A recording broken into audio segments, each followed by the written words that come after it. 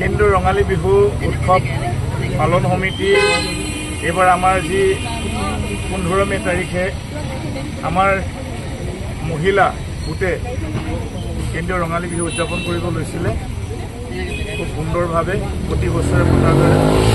কিন্তু এইবাৰ দেশৰ পৰিস্থিতি খুব ভাল নহয়, যিহেতুকে আমি সকলোৱে জানো পাকিস্তান আৰু ভাৰতবৰ্ষৰ মাজত ইতিমধ্যেই দুয়োখন দেশৰ মাজত আমাৰ যুদ্ধৰ ইতিমধ্যেই প্ৰায় 3 দিন ধৰি হৈ আছে।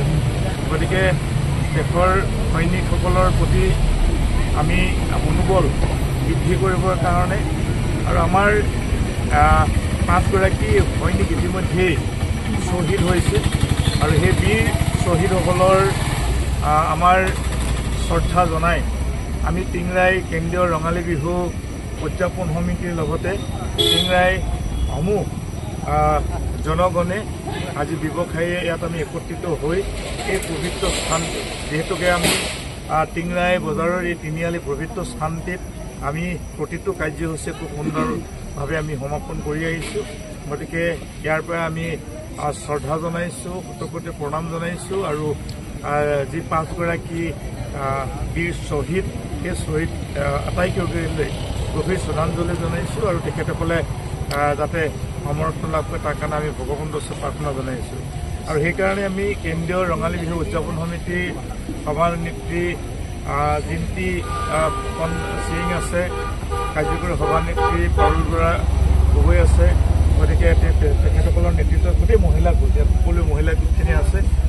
সকলোৱে দেশৰ প্ৰতি সন্মান জনাই বীৰ আমাৰ সৈনিকসকলৰ প্ৰতি সন্মান জনাই এবাৰ আমাৰ এই বিহুখন বাতিল কৰা হৈছে আৰু পৰৱৰ্তী সময়ত নিশ্চয় 2026লৈ এটা আমি স্থগিত ৰাখিম।